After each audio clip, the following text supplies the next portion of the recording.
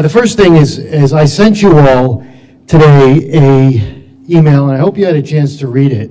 On the, let me get the section. Well, it's the appraisal section and the award division appraisal. I don't know if you've got that.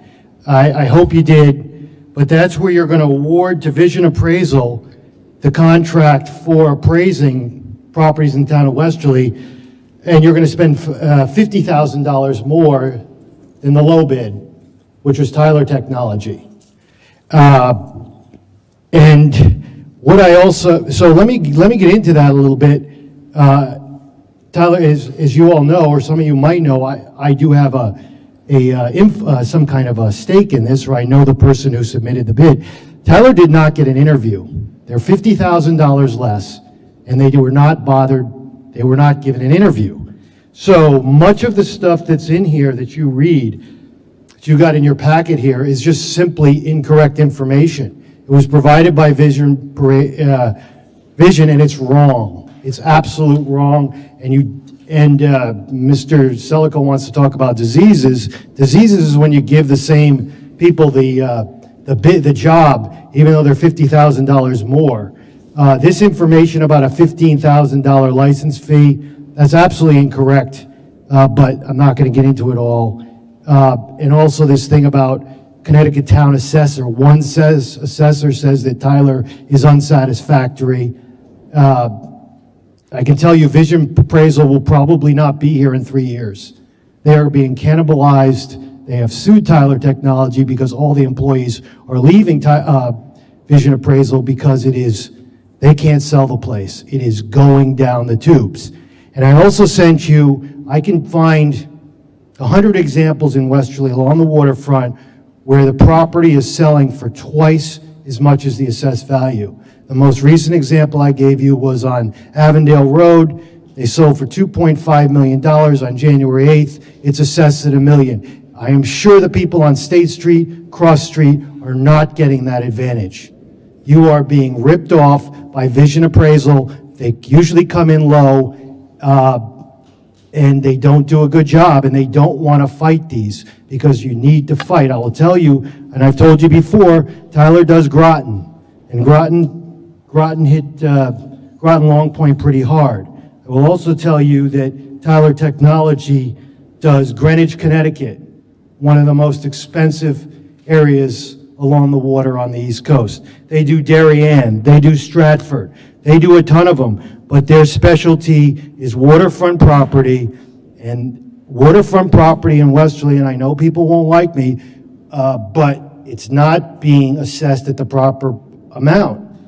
And the streets in this town could be paved in gold if you would collect the property taxes from the waterfront property at the risk of a lot of people hating me. But for the people who live in the middle of town and State Street and Cross Street, I keep using those because I think they're in the news a lot, but those people are not getting assessments or they're not selling their homes 2.5 times what their assessment is. So I would ask you very strongly to reconsider this, or to bring them in, or bring in your assessor and ask him why he picked Vision Appraisal when it's $50,000 more than Tyler Technology, and why they didn't interview them, and why this information's incorrect.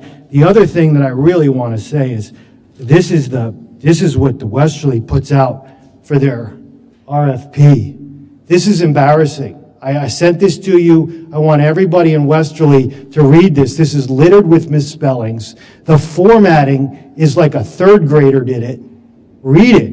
It is embarrassing, and it doesn't go unnoticed. This does not do Westerly any good when you put out something like this. I also sent you Situate, which I just brought a part of Situate that's absolutely beautiful, laid out, easy to read, and you're producing this in this town. Look at it. Everybody should see this. This is embarrassing. Words are misspelled. The formatting's problem, and you got this information. I sent it to you.